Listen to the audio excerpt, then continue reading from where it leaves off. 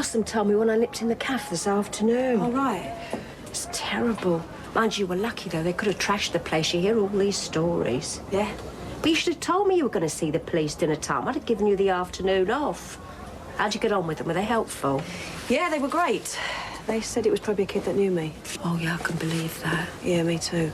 Well, I didn't tell him as much. In fact, I didn't tell him anything. I wanted to talk to you first.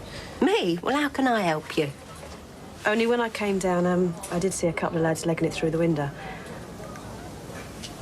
I was just wondering if Martin was here with you. Of course he was. Are you seriously suggesting you was one of them? I'm not suggesting. Oh, good, I'm glad to hear it. I know it was Martin. Oh, don't be ridiculous. I'm really sorry to have to tell you this, Pauline, but it was Martin. How could I saw you? him. It was the middle of the night. Yeah, I turned the lights on. He looked at me. It was Martin. You've been talking to Nigel, haven't you? That's what this is all about. He's been putting stories round about seeing Martin doing graffiti. Now people are accusing him of all sorts of things. Now, I admit Martin's going through a difficult phase, and he can be a bit of a handful He's more at than a times. handful, Pauline. He's a thief. Don't you talk about my son like that. My son's a good boy. He's been brought up to know the difference between right and wrong, which is more I can say for some of the kids round here. And what's that supposed to mean? Well, if the cap fits Carol Jackson, then wear it. If someone came round here saying that one of your kids was involved in housebreaking, I could give it some credit. But don't come round here slinging mud at my family. And anyway, if you're so sure it was him, why didn't you tell the police, eh? Tell me that. Well, I wish I had done that to teach him. And actually, Pauline Fowler, it's still not too late.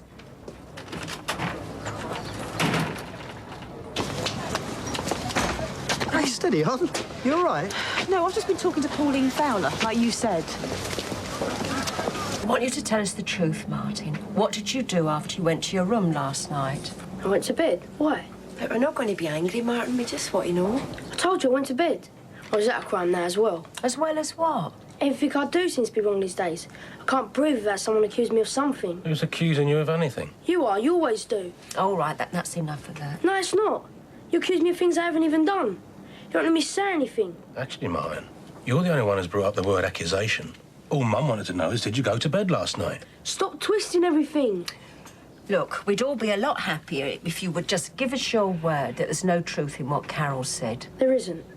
Why don't you just write down a list of all the things I've got to promise and I'll sign it, OK? All right. That's enough sarcasm. A simple yes or no would do. I haven't done anything. Right. Can I go now, sir? Watch it. Go on. I can't believe how much he's changed. I just don't know what to think. And I really don't believe that Martin's a thief. 24 hours ago, you couldn't believe he was a vandal either. Well, he's not. Mum.